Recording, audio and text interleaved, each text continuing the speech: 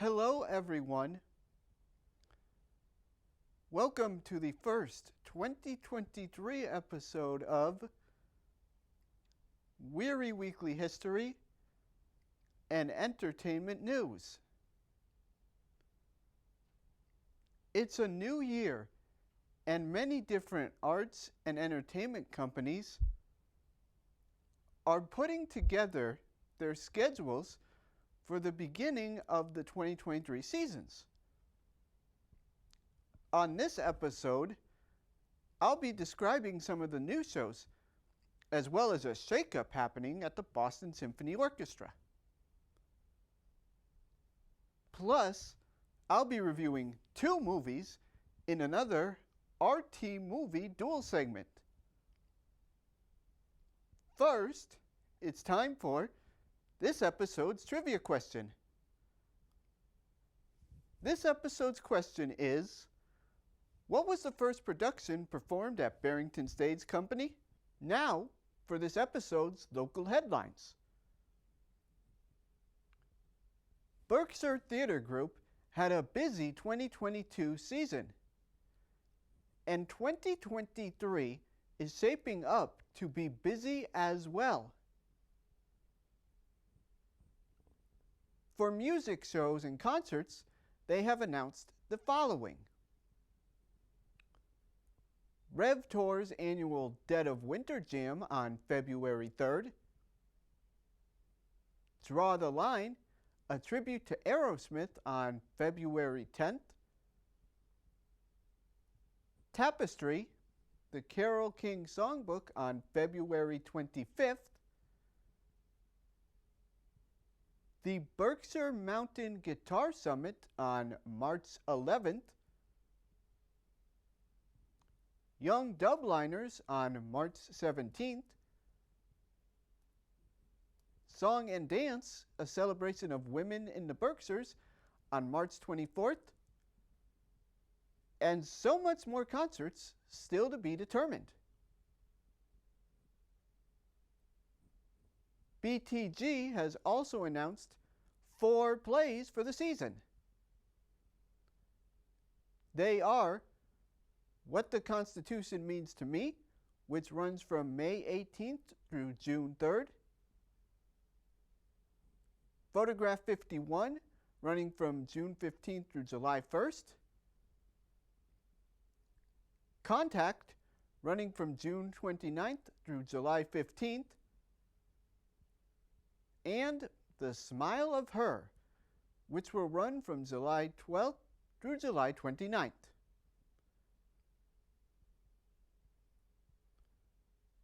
There is also a stand-up performance featuring comedian David Sedaris on May 13th,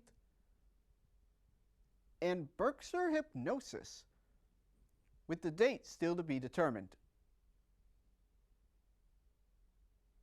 WWHEN will be giving full updates on these shows and other shows to be determined in the future. Our next story is that of Barrington Stage Company, which has announced their first new show of the 2023 season. This also marks the first season under new artistic director Alan Paul. The first production will be that of Cabaret,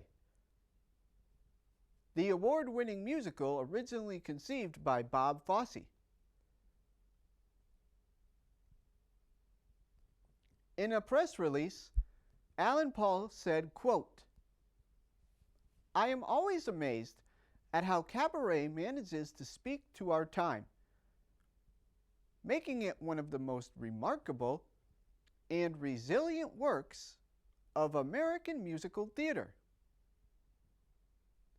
As the U.S. experiences a rise in acts of violent anti-Semitism, it seemed an appropriate time for our audiences to revisit this enduring classic. It's also an opportunity in my first season to celebrate one of those musicals that helped establish the legacy of this theater company," end quote.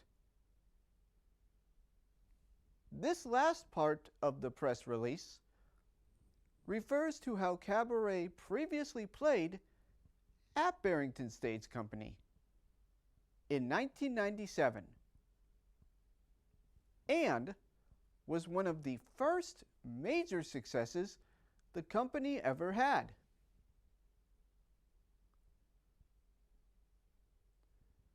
Cabaret will run from June 14th through July 8th. Coincidentally, that is my birthday. More information on this and other shows will be discussed on future episodes of WWHEN. You can purchase tickets when they are available at barringtonstageco.org. Barrington Stage Company also brings us the answer to this episode's trivia question. As a reminder, this episode's question was, what was the first production performed at Barrington Stage Company? The answer is Lady Day at Emerson's Bar and Grill. The show was first performed there in 1995. The play/musical tells the early life of famed jazz singer Billie Holiday. Because the current Barrington Stage Company's building was not completed in 1995, the show was performed at Mount Greylock High School's theater. Now for some news at the Boston Symphony Orchestra, which plays every year at Tanglewood. In a surprising development, the Boston Symphony announced that President and CEO Gail Samuel had resigned just 18 months after she began her tenure, amid great fanfare as the orchestra's first female leader.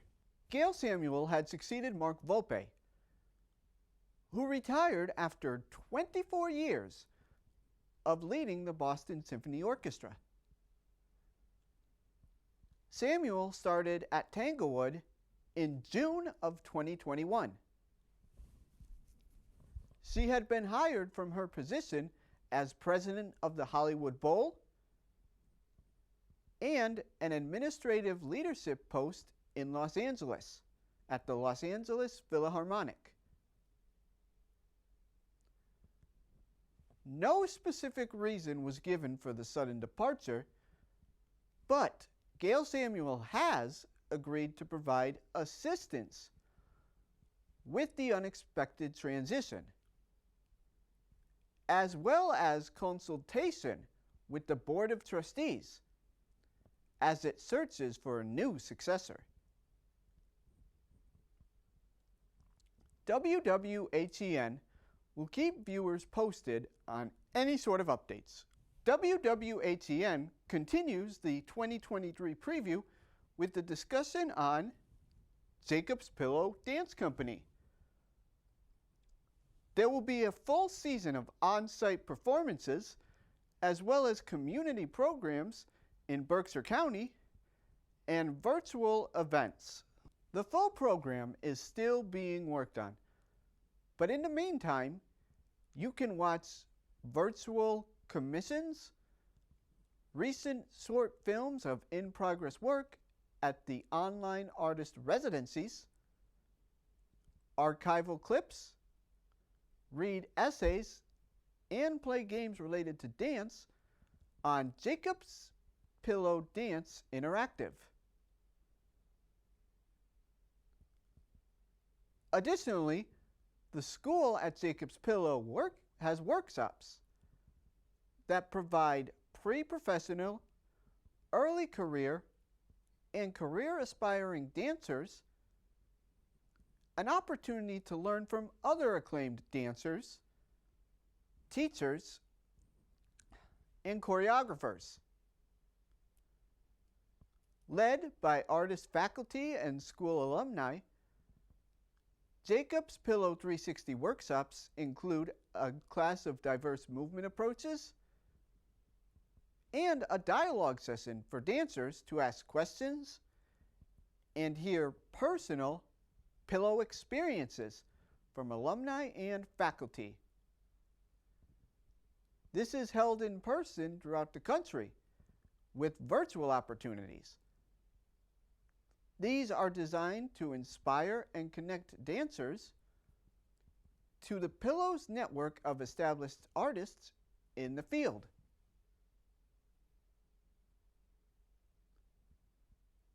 There are still many other activities going on at the Jacob's Pillow Dance Company. Visit jacobspillow.org for more information.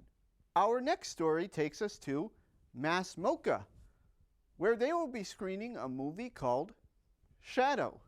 In this independent film, a group of activists hold a public meeting, desperate to save the world. As the meeting unravels, they discover that the greatest threat is already in the room. This film was created through more than 2 years of conversation and improvisation with the performers and co-authors. Interestingly, 95% of the people on screen are people with either physical, mental, or emotional disabilities. And the majority of the crew roles are fulfilled by interns who identify as people with disabilities, supported by professional mentors.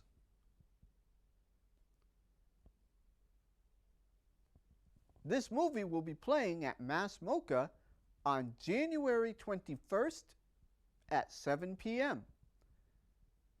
Mass MoCA will also be holding a Q&A session afterwards.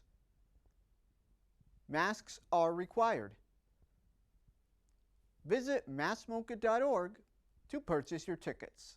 On the last episode of WWHEN, I mentioned how the Berkshire Athenaeum is a popular place for talks and discussions, and is a great place besides just renting books and DVDs.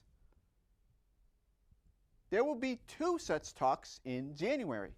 The first will be a book talk featuring January's Book of the Month. January's Book of the Month is On the Rooftop by author Margaret Wilkerson Sexton.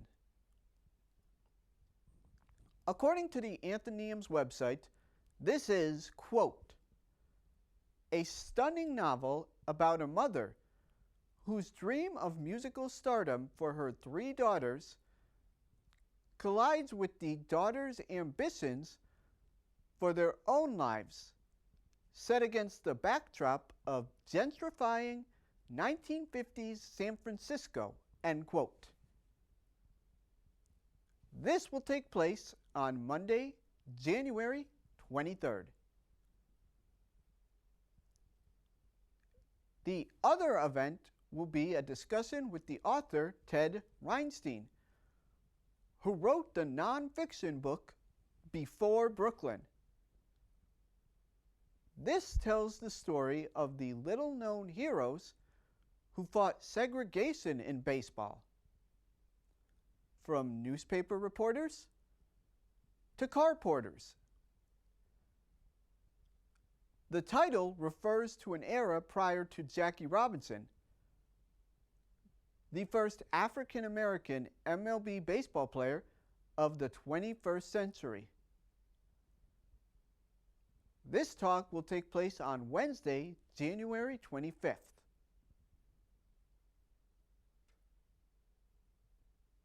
Registration for both events is required.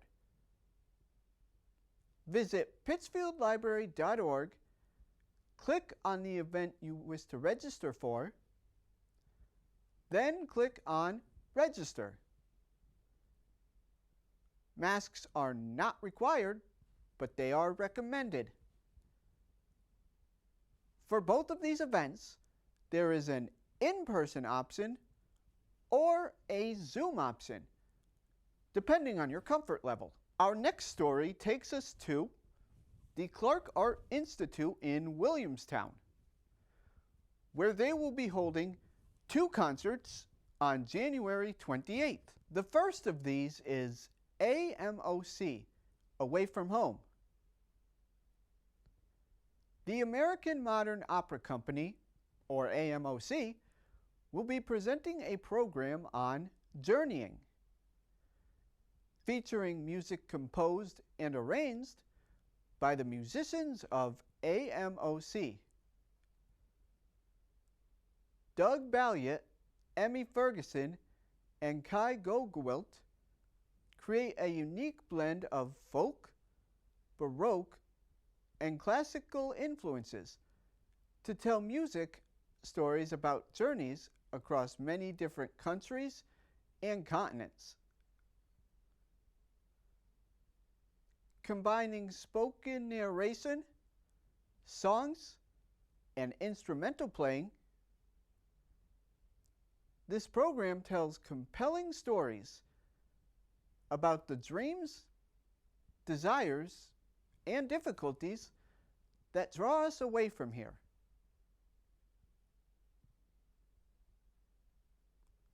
The second concert will be a combined show of Sam Prekop and Greg Davis.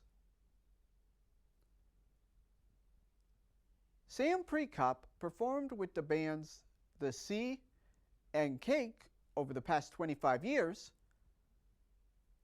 but his new album, Comma, marks his first solo work.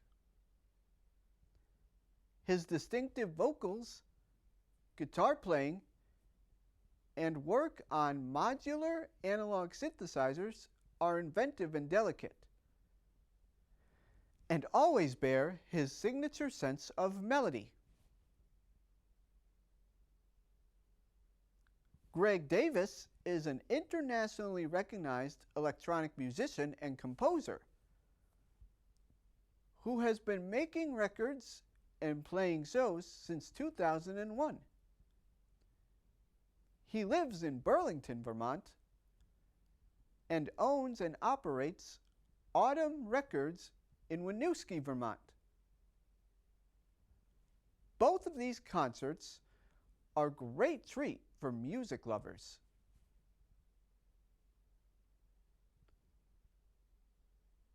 The concerts will be taking place on Saturday, January 28th.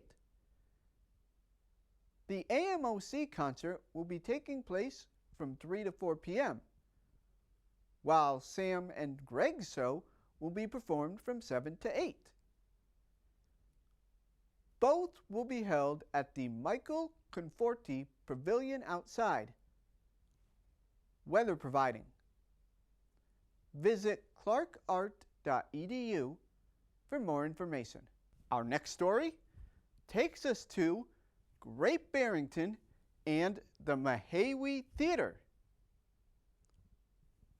This winter, the theater will be playing many interesting movies. This is especially of interest as the temperature drops and the weather becomes colder. The first movie being highlighted will be the cycling drama Breaking Away. This movie was released in 1979 and is found on many lists of best sports movies of all time. This will play on January 21st. Next, the drama Beasts of the Southern Wild will play on February 4th. This mystical drama tells the story of a southern community on the edge of the world. The movie was released in 2012, and the lead actress, Quevazane Wallace, earned an Academy Award nomination for Best Actress. Remarkably, she was only 9 years old at the time of her nomination. This made her both the youngest person nominated for Best Actress and the first person born in the 21st century to be nominated for any Academy Award. Next, the 1998 Academy Award-winning film Shakespeare in Love will be playing on February 14th. The winter film series concludes with the anime film My Neighbor Totoro on February 25th. All of these films will start at 7 p.m. Visit Mahawie.org to purchase your tickets. Breaking Away, Beasts of the Southern Wild, and My Neighbor Totoro are open for all ages, while Shakespeare in Love is for everyone 12 and over. Masks are not required, but are recommended. Speaking of films, it's now time for this episode's movie portion of WWHEN. For this episode, we are going to be looking into two films, both of which proved to be successes in 2022's terms. In one corner, we have the action movie Beast, and in the other corner, we have the horror movie Nope. Let's start with the plots of each movie. We'll start with Beast. This tells the story of a husband trying to reconnect with his daughters, taking them on a safari trip to South Africa. Things go awry when a rogue lion starts stalking them. Nope, on the other hand, follows a pair of siblings in Southern California who run a ranch for horses in Hollywood movies. After their father's mysterious death, the siblings notice strange behavior in the horses. The film discusses what forces are behind these disappearances, and it may have something to do with aliens.